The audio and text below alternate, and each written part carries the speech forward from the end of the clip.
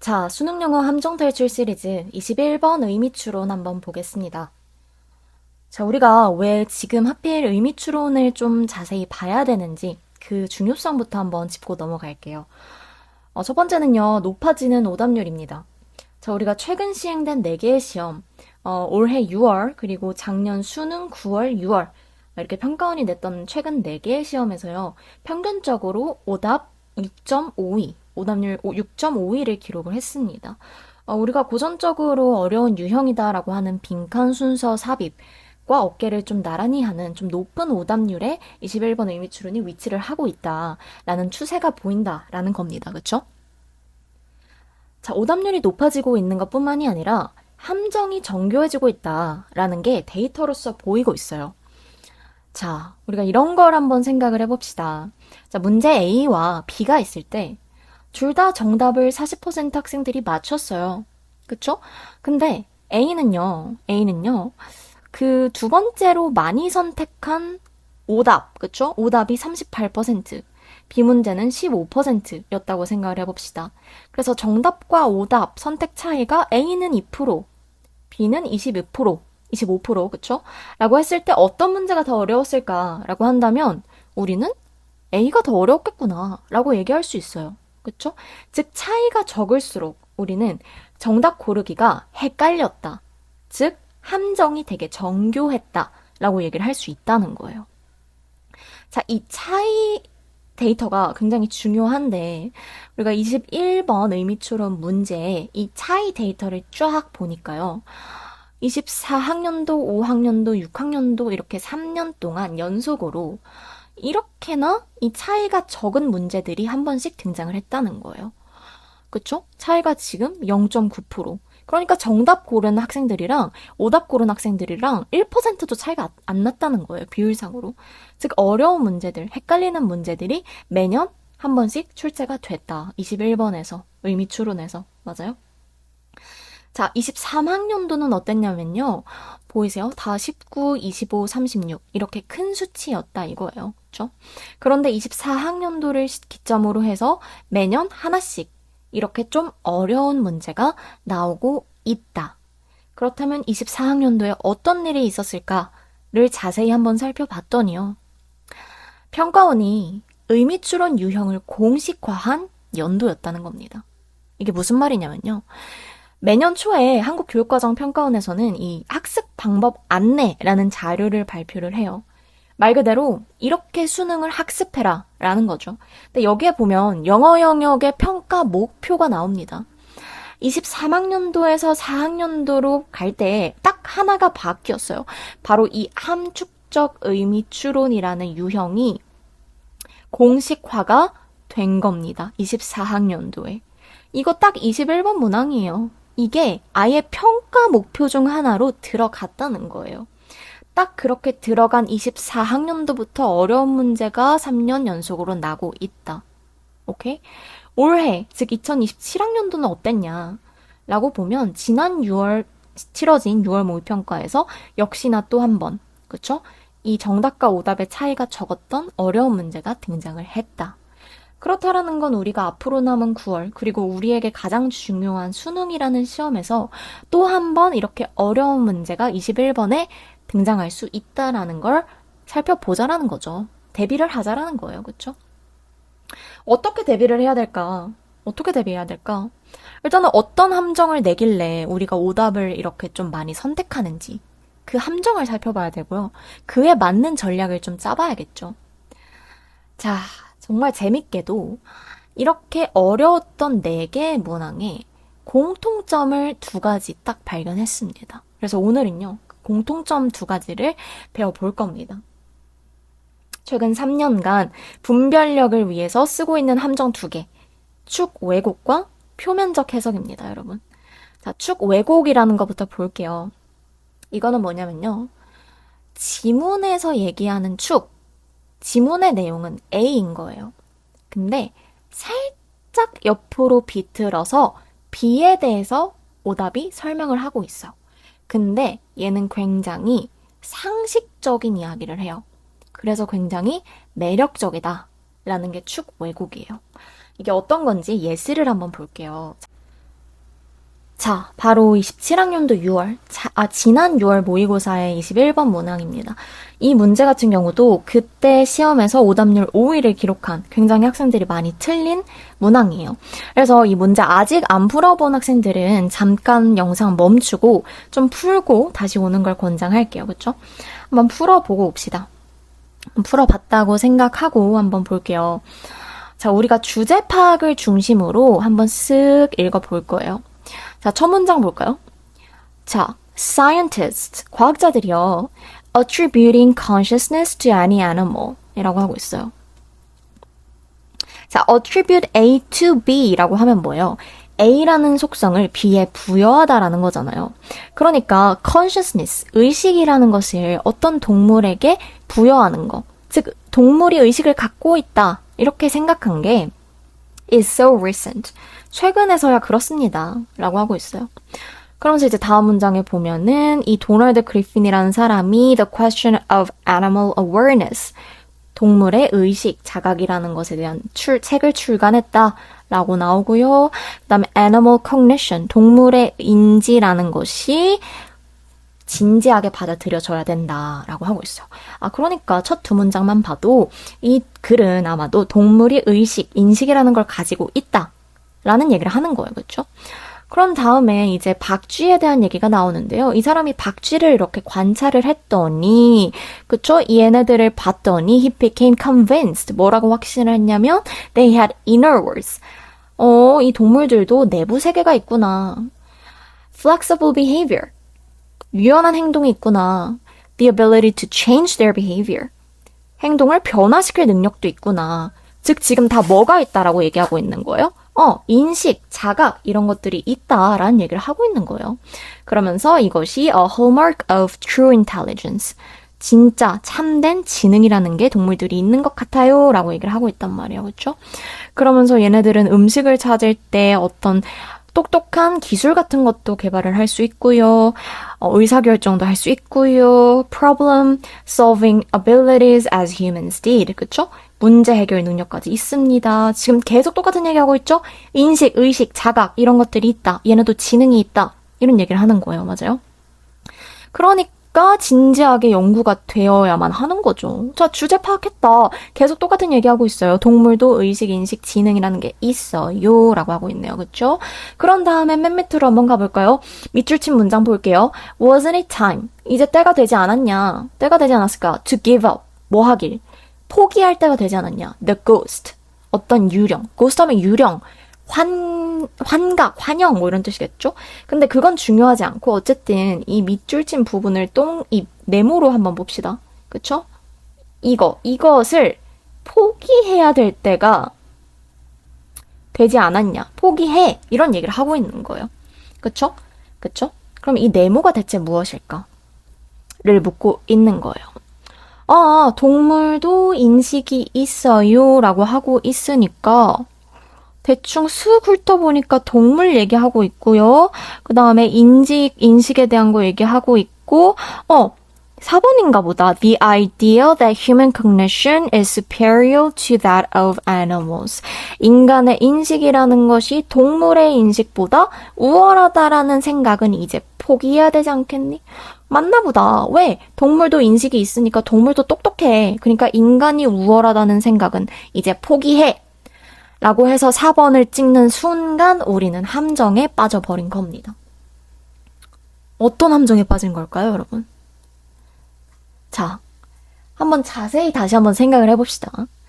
이 지문에서 얘기했다는 것은 이 의식이라는 것이 인간만 가지고 있는 건가? 아니야. 동물도 가지고 있어. 즉 있냐 없냐라고 했을 때 동물도 가지고 있어 라고 얘기를 한 거예요.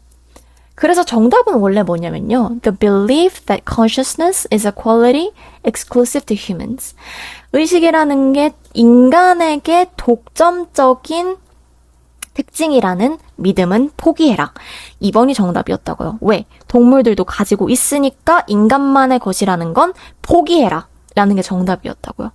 근데 우리가 방금 고른 4번은 뭐예요? 인간이 더 나은지 아닌지 동물이 더 나은지 아닌지 갑자기 우월성에 대한 거를 얘기를 하고 있단 말이에요. 축을 비튼 거죠. 지문에서는 여부에 대해서 얘기를 하고 있는 거예요. 가지고 있냐 아니냐. OX냐. 맞아요? 근데 오답에서는 뭘 얘기하고 있어요? 더 좋냐? 더 나쁘냐? 우월성. 갑자기 누가 우월한지를 비교하고 있다고요. 이거는 우리의 상식이 개입된 거예요, 여러분. 맞아요? 일반적으로 동물이라는 것에 대해 얘기하고, 인간에 대해 얘기하고, 그들의 인지에 대해서 얘기할 때, 우리는 상식적으로, 인간이 동물보다 우월하다. 의식적으로 우월하다라는 상식을 갖고 있어요. 그래서 4번 같은 게 굉장히 매력적으로 보이는 거예요. 맞죠? 맞죠? 근데 아니라는 거죠. 그래서 실제로 2번 exclusive에 대해서 다룬 보기가 정답은 32% 학생들, 오답은 26% 학생들, 차이가 6% 정도밖에 나지 않았다. 즉 4번 오답이 굉장히 매력적이었다라는 얘기가 되는 거예요. 이해가 되시죠? 축을 살짝 비틀어 버리는 거. 근데 상식에 맞는 얘기라서 매력적이다. 이게 축 비틀기예요, 여러분. 자, 이 축 비틀기가 24학년도 9월에서도 똑같이 나옵니다. 볼게요. 자, 이거는 이 지문도 역시 잠깐 멈추고 풀고 오세요. 한번 가볼게요. 골드 플레이팅이라는 것은요, 금을 도금하다라는 건데, 플레이팅 뭔지 몰라도 괜찮아요. 어쨌든 이 글의 소재, 골드 플레이팅은 뭘 의미하냐면요, enhancing the expected results. 그쵸? 뭐를 향상시키는 거다? 결과를 계속해서 향상시키는 거예요. 강화시키는 것이요. 그쵸? 그러면서 이제 뒤에 무슨 얘기가 나오냐면, 이거는 특히 어떤 프로젝트에서 많이 나타나냐면, 전문가들이 있는 프로젝트에서 많이 나타나요. 왜냐하면 이 전문가들한테는 강한 유혹이 있는데요. To engage in gold plating. 그쵸? 이 골드 플레이팅을 하려고 하는, 즉 본인들을 계속해서 입증하고 결과를 최고로 만들려고 하는 유혹이 전문가들한테는 있다라는 얘기인 거예요. 맞죠? 맞죠? To achieve more. 더 성취하고. 그쵸? 더 고품질의 결과를 내려고 하는 그런 유혹이 이 전문가들한테는 있다. 골드 플레이팅을 계속 한다. 그리고 뒷부분 가면은 이제 무슨 얘기가 나오냐면 but does not add value to the client's request. 그 고객의 요청에는 딱히 가치를 더하지 못한대요. 부정적이라는 얘기가 나오고요. 그리고 또 removes valuable resources from the project. 프로젝트에서 가치가 있는 자원들을 제거해버려요. 부정적인 얘기네요. 그런 다음에 마지막 밑줄 친 문장 뭐예요? The best is the enemy of the good. 최고의 것이라는 것은 적입니다. 최선의 것의 적입니다. 자, the best가 여기서 말하는 게 뭐겠어요? 골드 플레이팅이겠죠. 맞아요? 골드 플레이팅. 뭔가 계속해서 최고의 결과만을 내려고 하는 거. 이것이 나쁘다. enemy. 그쵸? 방금 앞문장에서 나쁜 얘기 했잖아요. 이게 안 좋다라고 얘기를 했단 말이에요. 그런 다음 보기를 슥 훑어보니까 나쁘다라고 얘기를 하고 있는 게 뭐예요? bad ends 이런 거 눈에 띄고요. specialists 눈에 띄네요. 읽어볼까요? Inviting overqualified specialists to a project leads to bad ends. 자, 과학의 자격이 있는 전문가들을 프로젝트에 초대하는 거, 초빙하는 것은요, 나쁜 결과를 이끕니다. 좋은 말이네요. 맞는 말 같아요. 왜? 지문에서 얘기한 게, 전문가들이 끊임없이, 자기를 입증하려고 하고 하는 게 안 좋아 라고 얘기했잖아요. 그러니까 전문가 초빙하는 거 안 좋아, 맞는 것 같다 해서 3번을 찍으면, 역시나 우리는 축 비틀기의 함정에 빠졌다. 정답은 뭐였냐면요. 정답은요. 2번이었어요. Raising work quality only to prove oneself is not desirable. 자, 일의 품질을 높이는데요. 스스로를 증명하기 위해서. 이게 뭐예요, 여러분? 이게 골드 플레이팅이에요. 맞아요? 이게 골드 플레이팅. 골드 플레이팅이 바람직하지 않습니다. 라고 얘기하는 게 이 지문의 핵심이라고요. 근데 3번은 왜 틀렸어? 아니, 자, 지문에서 얘기한 건 전문가들이 골드 플레이팅을 하더라. 근데 이게 나빠요 라고 얘기를 한 건데 3번은 뭐야? 전문가를 초빙한 것 자체, 전문가가 오는 것 자체가 나빠. 라고 얘기하고 있다고요. 맞아요? 살짝 다른 얘기하고 있는 거라고요. 축이 살짝 비틀어진 건데 굉장히 상식과는 들어맞는 얘기. 너무 과하게, 그쵸? 이런 overqualified, 이런 단어의 뉘앙스. 과하게 자격이 넘치는 전문가를 초빙하는 것은 bad ends, 나쁜 결과가 있다. 지금 심지어 앞문장에서 말했던 그 나쁜 부정적인 의미와도 방향성이 맞아. 그러니까 3번에 이끌린다는 거예요. 실제로 3번을 고른 학생들이 28%인데 정답은 29%만. 차이가 1%도 안 났다는 거예요. 그만큼 그냥 슥 풀면 3번을 고를 수도 있었다. 이해가 돼요? 이런 게 축 비틀기입니다. 핵심 축을 살짝 옆으로 비트는 거. 우월성이 아니라 여부에 대해서 얘기하고 있었는데 갑자기 우월성으로 살짝 비틀기. 그쵸? 그리고 골드 플레이팅이 나쁘다라고 하고 있었는데 전문가가 자체가 나쁘다. 이런 식으로 살짝 옆으로 비트는 거.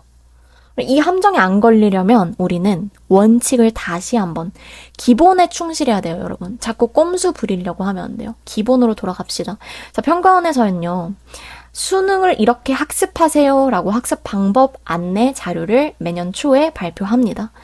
여기서 평가원이 21번 의미 추론은 이렇게 학습하세요 라고 한 내용이 이거예요. 뭐래요? 기본적으로 글의 중심 내용을요, 명확하게 파악할 수 있어야 합니다. 라고 하는 거예요. 그러니까 중심 내용이 대체 뭔지 제대로 짚어내지 않으면 살짝 비튼 거에 걸려 넘어간다는 거예요. 자, 그래서 우리는 전략적으로 뭘 기억해야 된다? 뭉뚱그려서 읽으면 안 된다라는 거예요. 그쵸? 예를 들어서 아까 그래서 동물이 인식이 있네. 동물이 의식이라는 게 있네. 그러면 대충 동물도 똑똑하다는 얘기 하려나 보다. 맞아요? 인간이 우월한 건 아니라는 거다. 이런 거 다 우리의 상식이 개입됐다. 뭉뚱그려 읽지 말고 핵심을 정확히 파악하자. 이거는 여러분 이런 예시를 들어도 좋아요. 지금 동물과 인간에 대한 얘기라서 그런데 예를 들어서 이런 거예요. 누가 예를 들어서 내가 이제 아이패드를 보고 있었어. 아이패드를 이렇게 막 보고 있으니까 친구가 와가지고 이렇게 얘기하는 거예요. 야, 나도 아이패드 있는데, 나도 아이패드 있어. 그쵸? 있어. 라고 얘기를 했다 이거예요. 그럼 얘는 뭐에 대해서 얘기했어요? 있다, 없다. 나도 있다. 얘기한 거예요. 이 질문이랑 지금 똑같은 얘기 하는 거예요. 동물도 인지가 있다. 나 아이패드 있어. 이렇게 얘기했을 때 우리가 결론적으로 그런 삐리리 나는 생각은 포기해야겠다라고 했을 때 그러면 내 아이패드가 너의 아이패드보다 우월하다는 생각은 포기해야겠다. 이런 말이 이상하잖아요. 말이 이상하죠? 이건 아닌 거 정확히 알겠죠? 그쵸? 근데 여기의 경우에는 애초에 우리가 상식적으로 아이패드 뭐 우월성 이런 게 우리가 상식에는 그런 내용이 없어서 이거는 우리가 딱 봐도 이상해. 근데 방금 아까 그 지문에서는요. 동물, 인간, 우월성 이런 게 이미 우리의 상식 속에 존재하는 내용이에요. 그래서 이렇게 뭉뚱그려지기가 쉽다라는 거죠. 근데 다른 예시를 들어보면 이건 되게 논리적인 비약인 거죠. 이해가 돼요? 그 차이를 잘 봐야 돼요. 그렇죠? 그리고 방금 지문에서도 이제 전문가 골드플레이팅 하는 거 부정적이라고 얘기하네. 그냥 전문가 자체가 나쁜 결과를 낳는다는 거네. bad ends 이런 거 보이니까 그냥 바로 찍어버린다. 이런 거. 그래, 핵심을 명확하게 파악하자라는 겁니다. 됐죠? 그게 축 왜곡이었고요. 두 번째로 갑니다. 바로 표면적 해석이에요. 자, 21번은요, 여러분. 기본적으로 일단은 밑줄 친 것의 의미를 파악하는 거고 지문 자체가 좀 짧아요. 그렇다 보니까 사실은 꼼수를 부리자면 이렇게 부릴 수 있어요. 자, 26학년도 6월, 작년 6월이죠. 작년 6월 21번 문항인데 이 문장만 한번 읽어보세요. 내가 진짜 시간이 없다 생각해봐. 그쵸? 이 문장만 읽었어요. If the performances boost your self-worth. 어떤 너가 수행을 했을 때 너의 수행이 boost, 뭔가 부스트, 이렇게 뭔가 상승시킨다 이런 거잖아요. 너의 가치를 상승시킨다면 어떤 수행을 너가 잘했다라고 생각을 하는 거겠죠? 너의 가치를 상승시킨다면 the boost, 그 상승은 is grounded in fiction 이라고 하고 있어요. 뭐에 기반한 거다? 픽션 하면 뭐예요? 허구에 기반한 거다. 그쵸? 허구. 거짓된 거다라는 얘기잖아요. 네가 뭔가 잘했다고 생각하면 그 잘했다고 생각하는 건 허구야, 허상이야 라고 하고 있어요. 그런 다음에 보기를 봅시다. 라고 보면 자기 가치, 성장의 인식은 사람마다 다르다. 이런 얘기는 아닌 것 같고 2번 보니까 your self-confidence, 너의 자신감, 부스트라는 것이 is an outcome of constant effort. 노력? 아니지. 허구라는데 노력은 아닌 것 같아. 그쵸? 3번 the pride you take in your achievement. 너가 성과에 있어서 취하는 그 자신감, 자부심. 더 부스트. 맞아요? 그 부스트는 is unreliable. 믿음직하지 못하다. 허구다. 허상이다. 딱 들어맞는 얘기인 것 같은데? 그쵸? 4번도 한번 볼까요? Performance comparison to partners. 갑자기 비교 얘기가 나오네요. 파트너에 비교했을 때의 수행은 사기를 저하한다. 뭔가 의미가 잘 모르겠고, 그쵸? Ambitious goals. 야망 있는 목표라는 게 너가 성취하도록 한다. 허구라는 개념이 안 들어간 것 같아. 그래서 3번을 찍으면 맞아요. 정답이 3번이 맞아요, 여러분. 맞아요? 정답이 3번이 맞다고요. 그러니까 이 밑줄 친 문장이 비록 이제 추상적이고 뭔가 비유적인 표현이지만 기본적으로 보기에서 하는 내용, 정답의 내용과 결이 맞아요. 맞아요? 맞죠? 예시 또 하나 볼까요? 이런 것도 있어요. 자, 25학년도 9월 21번이었어요. 재작년 9월이죠. 여기서도 보면 마지막 문장만 봅시다. Thus, 그러므로 their observations, 그들의 관찰은요, were primarily, 주로 conducted from their verandas. 어디에서 시행이 되었다? 베란다에서 시행이 되었다. 베란다 하면 뭐예요, 여러분? 집의 베란다, 거실이나 주방이나 이런 데로부터 떨어져서 분리되어 있는 베란다를 의미하잖아요. 그 얘기를 하고 있는 게 뭘까라고 쓱 봤을 때 긴 관계를 유지한다. 아닌 것 같고. 그쵸? 협력적인 연구 아닌 것 같고. 근데 3번 보면 뭐예요? Engaging in little direct contact with the people being studied. 연구되는 사람들과 little direct contact. 거의 없다는 거죠. 뭐가? 직접적인 접촉, 컨택이 없다라는 거예요. 멀리 떨어져서 베란다에서 하는 것처럼. 3번이네. 실제로 정답 3번이었어요, 여러분. 4번 cooperating, 협력한다 아니죠. 그 다음에 더 넓은 관점을 가진다 아니죠. 자, 이런 식으로 우리가 사실은 이 의미 추론 문제 21번은 기본적으로 이 밑줄 친 부분을 봤을 때 추론이 되는 게 있어요. 예상이 되는 게 있다고요. 사실상 여기를 쫙 다 보지 않아도 그 문장만 봤을 때 대충 정답을 맞힐 수 있도록 보통 나오기도 해요. 그쵸? 그쵸? 그런데 이 부분을 정확히 건드리고 있다, 요즘에. 무슨 말이냐. 자, 평가원에서요. 학습 방법. 안내, 그쵸? 이렇게 학습해라 라고 했을 때 어떤 얘기를 하냐면요. 여기 주목해볼까요? 자, 지문에서 그 표현이 표면적으로 가지고 있는 의미와 맥락 안에서 갖게 되는 함축적인 의미를 구분해서 이해하세요. 자, 이건 무슨 말이냐면요. 표면적 의미랑 맥락적인 의미가 다를 수도 있다라는 걸 의미해요. 맞아요? 그런 얘기를 암시하는 거죠. 그런데 지금까지는 대부분 이 표면적 의미와 이 정답의 의미가 비슷했어요. 맞죠? boost, fiction, 그쵸? pride, unreliable, 그쵸? 비슷했단 말이에요. 그런데 이게 다른 문제가 25학년도 6월에 처음 등장했어요. 이게 처음이에요, 여러분.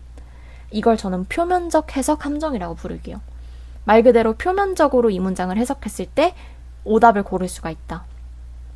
자, 문장 한번 볼게요. burnout. 번아웃은요, hasn't had the last word. 아직 마지막 말을 하지 못했다. 라고 하고 있어요. 그쵸? 아직 마지막 말을 하지 못했어요. 라고 하고 있을 때, 쓱 훑어봤을 때 매력적인 거 뭐다? 뭘까요? 1번. Public discussion of burnout has not reached an end. 공적인 담론이 아직 결론에 도달하지 못했어요. 아직 더 할 말이 있어요. 굉장히 일맥상통하는 말이잖아요. 맞죠? 그런데 얘가 오답이었다는 거예요. 얘가 오답이었다. 정답은 2번이었고요. 2번 보면 뭐예요? There still exists room for a greater degree of exhaustion. 자, 번아웃이라는 단어조차 지금 포함이 안 되어 있죠, 정답에는. 자, 여전히 더 소진될 어떤 공간이 남아있다. 라고 해서 이 지문 지금 읽어볼 건 아니지만 이 번아웃이라는 게 단순히 있다 없다가 아니라 적게 있다, 크게 왔다, 더 크게 왔다 이런 스펙트럼이다. 여기 이런 얘기가 나와요. 번아웃이 스테이트, 상태가 아니라 스펙트럼이다. 그래서 번아웃이 적게 왔을 때 아직 더 큰 번아웃에 대한 그 여유 공간이 남아있다. 그 얘기가 지금 2번이거든요. 정답은 2번이었어요. 2번을 맞히려면 지문을 제대로 읽어서 주제를 파악해야 됐다는 거죠. 단순히 꼼수 부려서 표면적인 딱 뜻 보고 word라는 뜻 보이네, discussion 1번 보이네 이런 걸로 풀으면 함정에 빠지기 쉬웠다. 근데 지금 이렇게 설명을 들으면 에이 누가 그렇게 푸나 싶기도 할 거예요. 그런데 여러분 어딨어, 그쵸? 1번 오답을 무려 24.8%나 골랐다. 이거를 24%나 골랐다. 정답은 27%. 그러니까 차이가 2%밖에 안 났다는 거예요. 맞아요? 그만큼 이런 식으로 꼼수를 부린 학생들이 여전히 있을 수 있다. 혹은 꼼수를 부리지 않았더라고 하더라도 전체적으로 읽었을 때도 그 표면적인 게, 그쵸? 이 표면적인 이 뜻 자체가, 그쵸? 1번이랑 너무 맞아 떨어지니까 1번이 매력적이었다는 거죠. 오케이? 자, 25학년도, 즉 24년에 이게 처음 등장을 한 거고요. 바로 다음 연도 25년에도 또 한 번 등장을 했어요, 여러분. 또 한 번 등장을 했어요. 볼까요? Come back home again 이라는 곳에 밑줄이 치어졌다는 거예요. 다시 집에 돌아왔다. 맞아요? 다시 집에 돌아왔다. 슥 읽어봤을 때 매력적인 오답 뭐였다? Return to the original note with an identical frequency. 맞아요? 너무 매력적이지만 얘는 오답이었어요. Return 보이죠? Original note 보이죠? Identical 보이죠? 다시 집에 돌아왔다. 너무 일맥상통하는 얘기 같다는 거예요. 그런데 이 글을 쫙 읽어봤을 때 정답은 이제 3번이었죠. 다른 높낮이에 같은 이름의 개 이름으로 도달한다. 뭐 이런 건데 지금 우리가 이 주제를 파악할 건 아니고 이거 문제는 한번 풀어보세요. 그쵸? 이런 식으로 그래서 이 경우에서도 2번 오답을 무려 33%가 골랐고 정답은 34%. 차이가 1%밖에 안 났다. 1.6%. 맞아요? 얘가 그렇게나 매력적이었다는 거예요. 이해가 되죠? 그래서 이렇게 표면적인 해석의 함정에 안 걸리려면 다시 한번 back to the basic이죠. 평가원이 하는 말 잘 생각해봐요. 표면적으로 갖고 있는 의미랑 맥락 안에서 갖고 있는 의미는 다를 수가 있으니 추측하지 말아야 돼요. 추측하지 말아야 된다. 그쵸? 2년 전에 처음 등장했어요. 24년에 첫 등장했고요. 25년에 등장했어요. 자, 올해가 몇 년도예요? 올해가 26년이에요, 여러분. 올해 6월, 9월 수능 이렇게 남았죠. 6월 이미 치렀어요. 6월에는 이거 안 나왔어요. 앞으로 우리에게 남은 시험 뭐 있어요? 9월? 그리고 우리에게 가장 중요한 시험 수능이 남았어요. 그러면 이 함정이 또다시 9월에 혹은 9월까지 안 나타나다가 수능에 갑자기 또 나타날 수 있어요. 그때 우리는 이 표면적 해석 함정에 걸리면 절대로 안 되겠죠. 그쵸? 그래서 우리는 추측하면 안 됩니다. 추측하는 거 제발 버리고요. 밑줄 먼저 보고 대충 이런 내용이겠거니 라고 추측하는 친구들이 있어요. 밑줄 먼저 읽는 거 오케이, 괜찮아요. 밑줄을 먼저 읽고 우리가 그래서 어떤 정보를 뽑아내야 되는지를 전략적으로 파악해라. 이런 강의 많이 들어봤을 거예요. 좋은 전략이에요. 근데 그건 어디까지나 우리가 중심 내용이 뭔지를 파악한다라는 전제가 깔려 있는 거지. 단순히 그 밑줄 기반으로 정답을 찾는다라는 건 절대 다른 얘기인 거예요, 여러분. 그쵸? 그러니까 come back home again. 돌아오는 거네. 추측하지 말라는 거고요. hasn't had the last word. 할 말이 더 있다는 건가? 그쵸? discussion. 이런 거. 낚이면 안 된다는 거죠. 그렇죠? 그래서 겉뜻으로 채운 추측은 정확하게 오답으로 이어지니까 추측하지 말고 중심 내용을 파악하는 것에 집중하자라는 겁니다. 이렇게 해서요, 우리 오늘 의미 추론의 대표적인 함정 두 가지를 살펴봤습니다. 바로 축 왜곡, 그쵸? 표면적 해석 이렇게 두 가지를 봤으니 우리 앞으로 이제 남은 9월 그리고 대표적으로 가장 중요한 우리 이제 수능 그쵸? 에서 이런 것들에 걸려 넘어지지 않도록 꼭 주의했으면 좋겠어요. 특히나 21번 의미추론은 우리가 빈춘삽에 비해서 잘 다루지 않는 경우도 많아요. 근데 우리 중상위권 학생들일수록 특히 의미추론 요즘 조금 더 자세히 봐야 돼요. 왜냐면 이렇게 함정이 교묘해지고 있고요. 함정이 교묘하다라는 건 아까 말했듯이 이제 정답 과 굉장히 비슷하게 매력적으로 많이 고르는 이제 오답 보기가 나타난다는 거예요. 그래서 이런 거에서 삐끗해서 걸려 넘어지면 우리 중상위권 학생들에게 치명적이죠. 왜냐면 의미추론이 대부분 3점으로 나와요. 그러니까 2점으로 나오는 경우도 있어요. 작년 수능에서도 2점으로 나왔어요. 하지만 대부분 3점으로 나오고 있는 문제이기 때문에 항상 집중해서 21번도 좀 오늘 이제 영상 보고 좀 연습을 해봤으면 좋겠다. 그렇죠? 라는 얘기입니다. 그래서 오늘은요, 함정 탈출 시리즈 21번 의미 추론 봤고요. 우리는 다음 함정 탈출 시리즈에서 만나도록 할게요.